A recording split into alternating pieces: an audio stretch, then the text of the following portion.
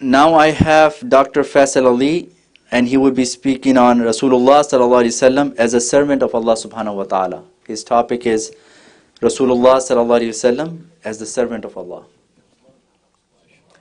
Assalamu alaikum wa rahmatullah. Dear viewers around the world and who are gathering here in this blessed masjid, welcome all. And alhamdulillah, I'll be discussing with you today on a very unique aspect of the characteristics and the life of Rasulullah sallallahu alaihi wasallam, which belongs to his personal trait, and that was the trait of his feeling like a servant in the eyes of Allah subhanahu wa ta'ala. He used to often refer himself as the abd of Allah subhanahu wa ta'ala, as the servant and slave of Allah subhanahu wa ta'ala. And this is the trait that Allah subhanahu wa ta'ala also loved the most in his prophet. Allah had endowed upon him all the best of the characteristics that a man could hold.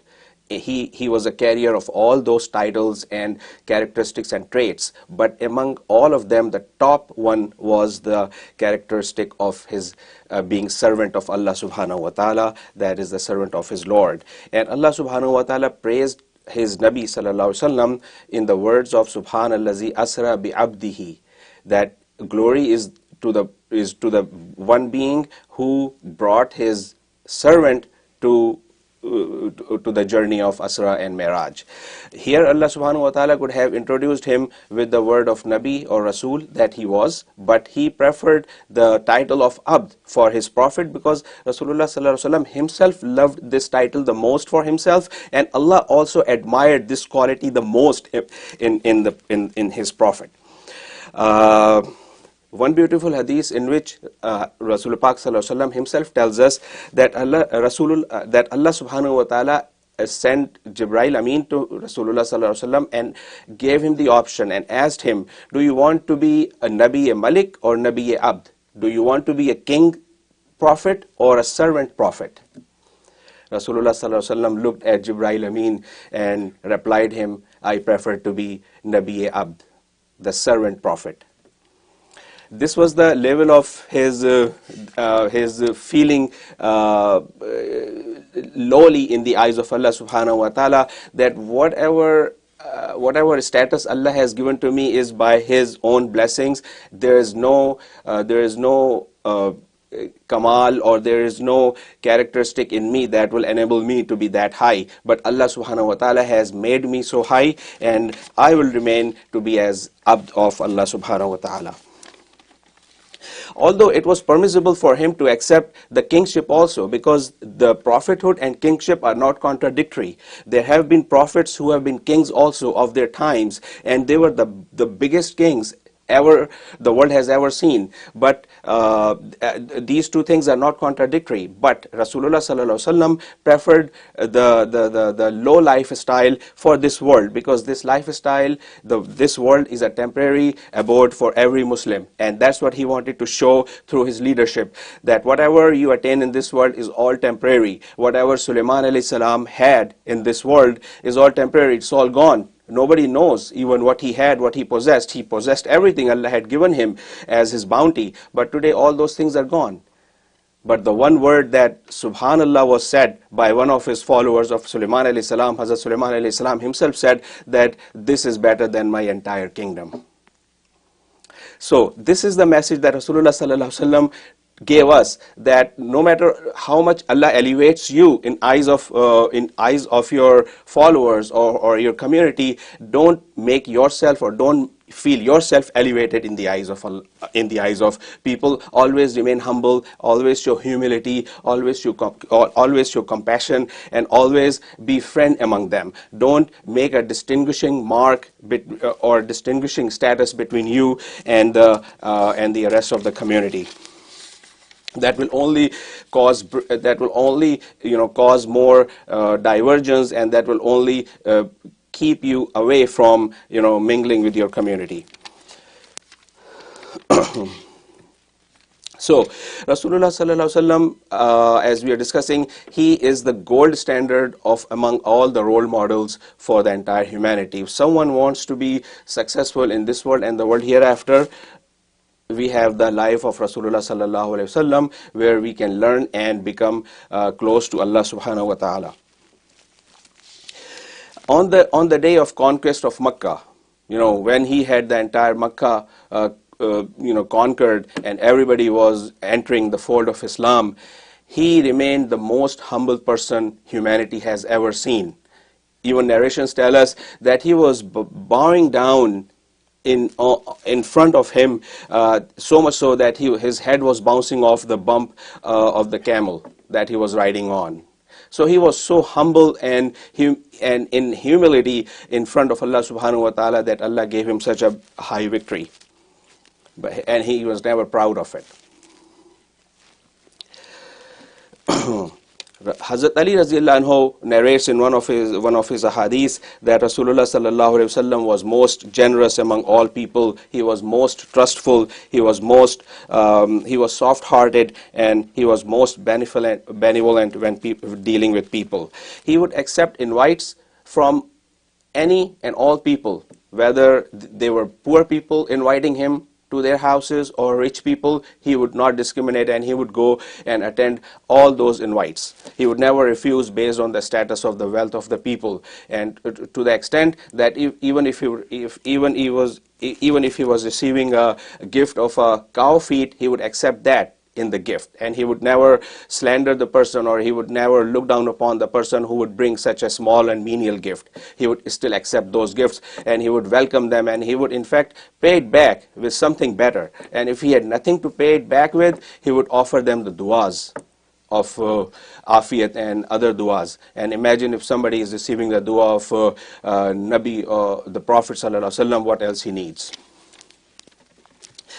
Also, remaining humble, he would, out of his busy schedule, he would always go out and try to visit, and he would visit the people from far away places, like on the skirts of Medina, outskirts of Medina, which was far away from the center of Medina. He would walk to the people who were sick, and he would just pay and go and visit them, and would ask them how they're doing, and would pray for them in their houses. He would also accept apologies from other people. He wouldn't be rude or arrogant when somebody would come and apologize for anything bad they had done. He would easily forgive those people, and he would accept their apologies. And he was ever smiling. He was never showing his arrogance or his higher status in the eyes of Allah subhanahu wa ta'ala. Although the rank that Allah subhanahu wa ta'ala had given him, that rank has been unparalleled, and no one can ever even come close to that rank, let alone be at that rank. But still, he was the most friendliest person ever seen in the humanity. Other etiquette that showed that he was so humble and friendly with people, that he never stretched his legs when he was sitting among his Sahaba Ikram. He would always, even in the company of kids, he would always remain very sober, and he would never stretch his legs just as a sign of companionship or as a sign of frankness. He would never do that. And in the beginning, in the early times of Masjid al-Nabawi, he would easily mingle with everybody in the masjid, and the outside visitors, when he would come to visit Rasulullah sallallahu alaihi wasallam, they would have hard time looking for Rasulullah sallallahu alaihi wasallam, because he was mixed among all their other people, and they would often ask about him, where is Rasulullah? We want to see him, or we want to meet with him.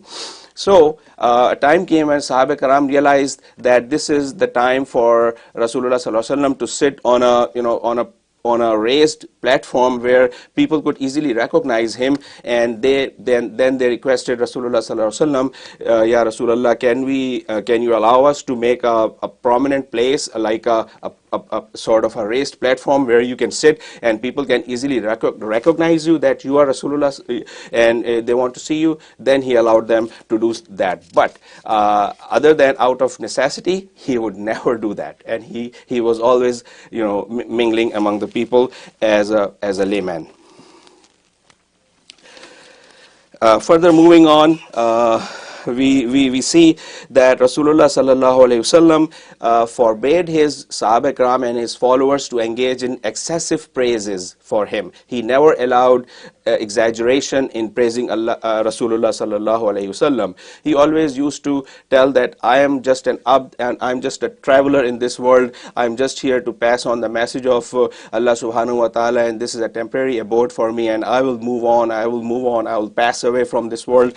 So don't make my grave a place of worship after me.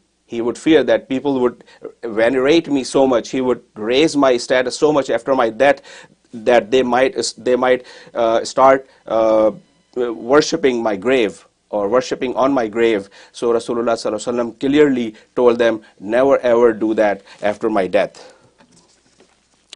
Other trait that showed that how humble Rasulullah sallallahu alaihi wasallam was, that he would never allow other people to stand when he would come in the majlis.